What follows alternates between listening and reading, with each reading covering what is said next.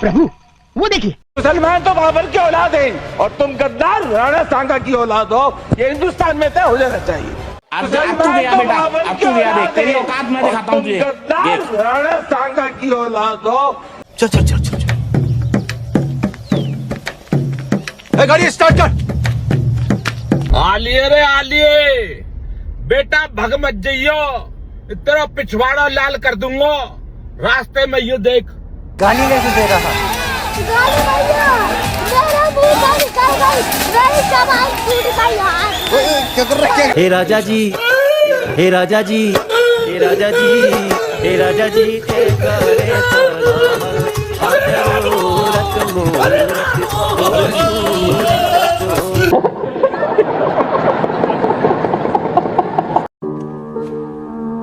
दौलत आलम खान ने बाबर को भारत बुलाया। आपके एमपी को बोलने से पहले सोचना चाहिए था। बाबर खुद लिखता है कि हिंदुस्तान के अंदर राणा सांगा और दक्कन के अंदर कृष्णदेव राय से महान शासक उसने कोई नहीं देखा। जो पहले फाट बताओ, आप बताओ खारवा के युद्ध में कौन हारा, कौन जीता?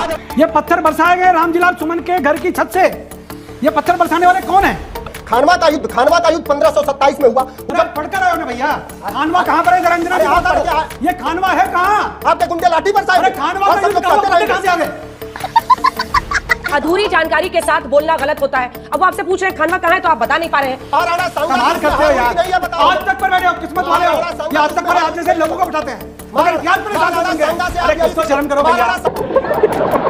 पत्थर बरसाओगे क्या? ये जम्मू कश्मीर है क्या? ये योगी का उत्तर प्रदेश है। ये योगी का उत्तर प्रदेश है। यहाँ पत्थर चला दिया छतों से, इलाज कर देगा, कर देगा इलाज, कर देगा इलाज। अरे काका, ताऊ बनने में मिनट लगेंगे, ताऊ बनने में मिनट लगेंगे, मगर इतिहास की जानकारी के बोला मत करो। खत्म।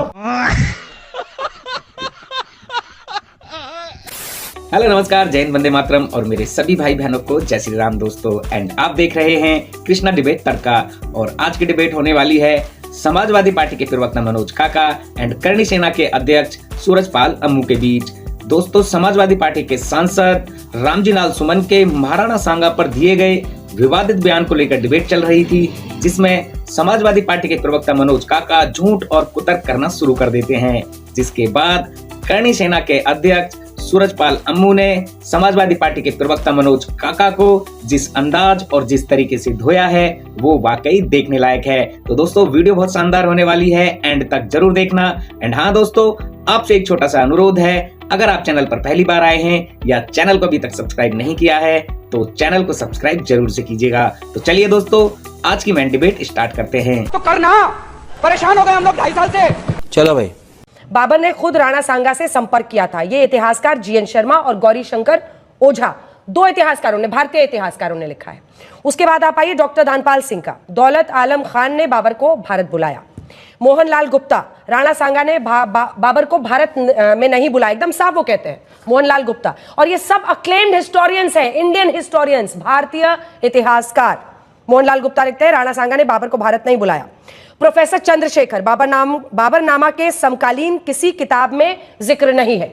यानी ये मुमकिन है कि बाबरनामा में अगर डाला गया तो एक मोटिव के साथ डाला गया, एक षड्यंत्र के तहत डाला गया, क्योंकि उस समकालीन, उस वक्त में जो अन्य किताबें लिखी गई कहीं पर इसका जिक्र नहीं है।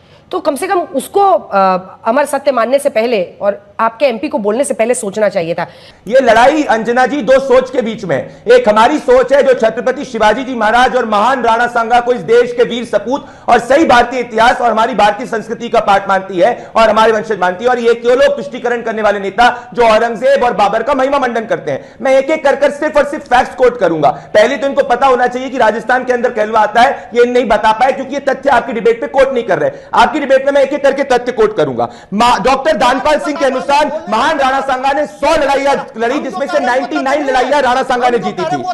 डॉक्टर गोपीनाथ शर्मा ने, देखिए मैं इनके बीच में नहीं बोल रहा था अंजना जी, ये 16 मिनट बाद मैं आया हूं, ये बोलना शुरू कर दिया, फिर मैं इनको रुक जाइए मनोज काका जी रुक जाइए, आवाज नीचे कर दी। अरे मिस्टर काका वेट फॉर योर टर्न, बात नहीं हो रही है। अन्य 3 लोग अपनी बारी का इंतजार कर रहे हैं, एकदम आवाज नीचे कर दी। जल्दी बोलिए प्रदीप जी, मुझे अन्य लोग।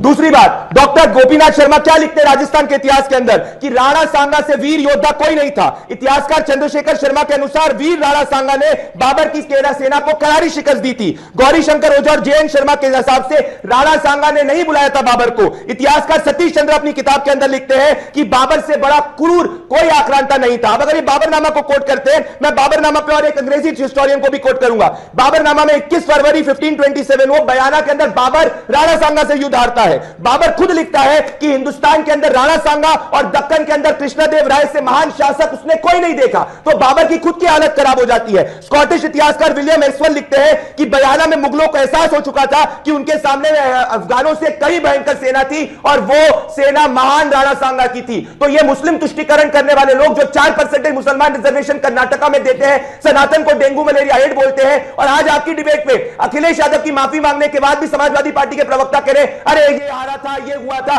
क्यों? क्योंकि इनके अंदर में, जहन के अंदर बाबर का के प्रति इनकी महिमा मंडन है, औरंगजेब के प्रति इनका महिमा मंडन है। इसीलिए अभी तक अबू आजमी को अपनी पार्टी से नहीं निकाला, इसी तक इनके जो सांसद है उसके खिलाफ कार्रवाई नहीं करी। ये सिर्फ दबाव में दिया अखिलेश यादव का बयान है। आपके शो पे ओपन चैलेंज करना चाहता हूं, एक इतिहासकार को मनोज काका कोट कर दे, एक लाइन को कोट कर दे प्राइमरी रेफरेंस को, जिसके अंदर यह कहा गया है कि महान राणा सांगा महान नहीं थे। एक डिबेट कोट कर दो, एक हिस्टोरियन कोट कीजिए, इसके बाद आ रही हूं विष्णु जी। देखिए अंजना जी, हमको हिस्टोरियन इरफान हबीब से लेकर के बहुत हिस्टोरियन है, आप भी जानती हैं और सबको पढ़ती हैं, लेकिन हमारा सवाल यह है जो मैंने एक साधारण बात कही उसको प्राइमरी रेफरेंस कोट करिए। मैंने 12 हिस्टोरियंस को कोट किया, प्राइमरी रेफरेंस कोट करिए। कई सारे आप प्राइमरी रेफरेंस कोट करिए, आपको मैं चैलेंज कर रहा हूं, इधर की बातें मत कराइए। प्राइमरी रेफरेंस कोट करके बताओ। तुम्हारी तरफ व्हाट्सएप यूनिवर्सिटी से ज्ञानवर्धन नहीं होता हम लोगों को। जो फैक्ट है, जो पहले फैक्ट है, फैक्ट बताओ। आप बताओ खानवा के युद्ध में कौन हारा कौन जीता, ये बताओ पहले तुम, ये बताओ, फैक्ट बताओ कि खानवा के युद्ध में कौन हारा कौन जीता। यही नहीं पता, मैं जो पूछ रहा हूँ बताओ, खानवा के युद्ध में कौन हारा कौन जीता, पानीपत के युद्ध में कौन हारा कौन जीता। अभी बता दे भाई, अभी बता दे। मैं अंजना जी सुन रहा था क्रिया की प्रतिक्रिया, अभी एक चैनल पर अभी समाजवादी पार्टी के प्रवक्ता बोल रहे थे अशोक यादव, क्रिया की प्रतिक्रिया। आप हमारे महापुरुषों को, अभी आपने हिंद पथ महाराणा संग्राम सिंह, उनका असली नाम महाराणा संग्राम सिंह था, उस व्यक्ति जिसने 100 युद्ध लड़े हों, जीते हों, जिसने इब्राहिम लोदी को 18 बार हराया हो, जिसके शरीर पर 80 घाव लगे हों, जिसकी एक आंख में तीर घुस गया हो, एक हाथ काट दिया, उस व्यक्ति, उस महाराणा के विरुद्ध में समाजवादी पार्टी के सांसद बोल रहे हैं और इस प्रकार की भाषा का संसद में प्रयोग कर रहे हैं। और आज अखिलेश यादव का जो आप अभी पढ़ के सुना रही थी, अरे अखिलेश भाई, अगर आपको पहले अगर अकल आ जाती तो ये बवाल क्यों होता। आपके सांसद माफी मांग लेते, आप कह देते ये गलती हो जाती है। अगर क्रिया हुई है, प्रतिक्रिया हमारे लड़कों ने कर दी, परंतु ये पत्थर, मैं अंजना जी मैं आपको दिखा रहा हूँ, ये पत्थर बरसाए गए रामजीलाल सुमन के घर की छत से। ये पत्थर बरसाने वाले कौन है, ये बता दें। पत्थर कौन बरसा रहा है? रामजीलाल सुमन जी के घर से, सांसद महोदय के घर से। अंजना जी, करनी सैनिक जब आराम से वहां से शांति पूर्वक तरीके से जिंदाबाद मुर्दाबाद करते हुए निकल रहे थे, तो उनके ऊपर समाजवादी पार्टी के सांसद रामजीलाल सुमन के घर से पत्थर बरसाए गए। कारण कि पत्थर बरसाना इनके अंदर भरा हुआ है। ये बड़ी अच्छी बात कही आप। मनोज काका जी, इसका जवाब आप दीजिए। आपके सांसद ने जो ये कहा है, मतलब ऐसी भाषा लाते कहां से है? मतलब ये आप लोग कहते हैं कि बीजेपी ध्रुवीकरण करने की कोशिश करती है, पर लेकिन इससे ज्यादा सांप्रदायिक कोई बयान हो ही नहीं सकता जो आपके राज्यसभा सांसद ने दिया है। देखिए अंजना जी, आप तो एक बुद्धिवादी कम से कम पत्रकार हैं, और आपसे जो बातें हमारे सांसद ने कही है उसका आज राष्ट्रीय अध्यक्ष जी ने बहुत ही समता के साथ और बहुत ही लोकतांत्रिक उन्होंने राष्ट्रीय अध्यक्ष जी ने जवाब दिया है कि हम समतामूलक और सामाजिक न्याय के प्रति प्रतिबद्ध हैं, हम किसी भी महापुरुष के खिलाफ नहीं है। लेकिन जो इतिहास में कुछ तथ्य हैं, ये कौन नहीं जानता? हम आप नहीं जानते हैं खानवा युद्ध कब हुआ? ये खानवा का युद्ध जानते होंगे? खानवा का युद्ध 1527 में समझाते हैं। आप अखिलेश यादव को कहते हैं जिन्होंने कहा है कि मराठा शिवाजी के माथे के ऊपर बाएं पैर से तिलक किया गया। आपको इतिहास की जानकारी नहीं है। आप बड़े हैं, आप हमसे उम्र में बड़े हैं, कम से कम हमारी बात पूरी हो जाने दीजिए। बोलने दे, तकलीफ हुआ है बेचारे को, बोल। खानवा का युद्ध 1527 में हुआ।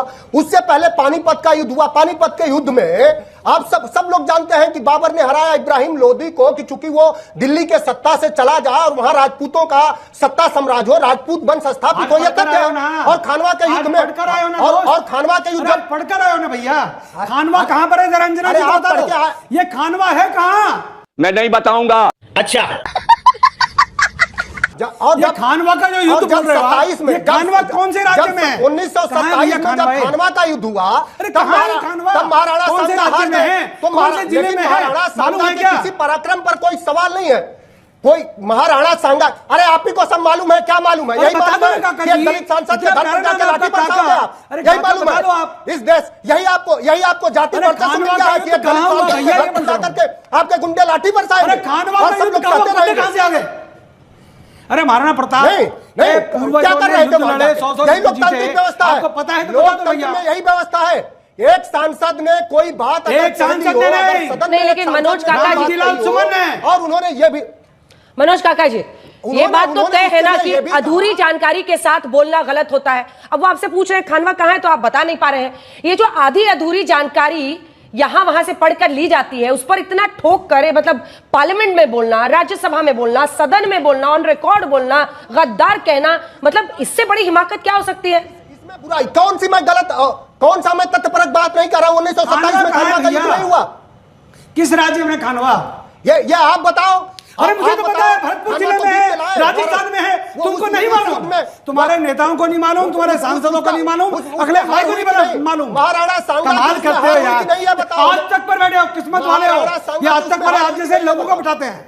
नहीं बोल रहा, बिल्कुल नहीं, मैं बिल्कुल अपशब्द नहीं बोल रहा। आप महान हैं काका जी, आज तक पर बैठे हैं, बगैर जानकारी के बैठे हैं, संसद में बैठे हैं, बगैर जानकारी के सांसद बन गए, बगैर इतिहास पर सांसद बन गए।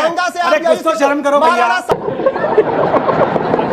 सांगा से यही सीखे, यूपी में हार गए, हमारे ऊपर उतारोगे क्या? करोगे महाराणा सांगा में आप करोगे, मुरादाबाद में आप करोगे, आगरा में आप करोगे, पत्थर बरसा रहे हो। आपका आगरा के शहर समाजवादी पार्टी के उन्होंने पत्थर बरसाए आगरा में, रामजीलाल सुमन की छत के ऊपर। आप लोकतांत्रिक बात कर रहे हो।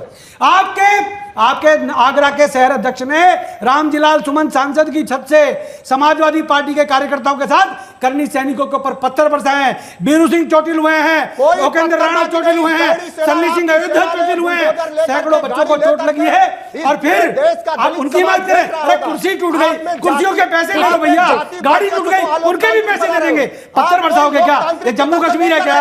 ये योगी का उत्तर प्रदेश है, ये योगी का उत्तर प्रदेश है। यहाँ पत्थर चला दिया छतों से, इलाज कर देगा, कर देगा इलाज, कर देगा इलाज। अरे काका, ताऊ बनने में मिनट लगेंगे, हमला हुआ, ताऊ बनने में मिनट लगेंगे, बगैर इतिहास की जानकारी के बोला मत करो। खत्म। आई होप डिबेट आपको जरूर पसंद आई होगी। और हाँ दोस्तों, वीडियो एंड तक देखने के लिए बहुत बहुत धन्यवाद। इस डिबेट के बारे में आपकी क्या राय है, कमेंट करके जरूर से जाइएगा। आपसे फिर मुलाकात होगी एक और मजेदार और शानदार वीडियो के साथ। तब तक के लिए जय हिंद, जय भारत, जय श्री राम।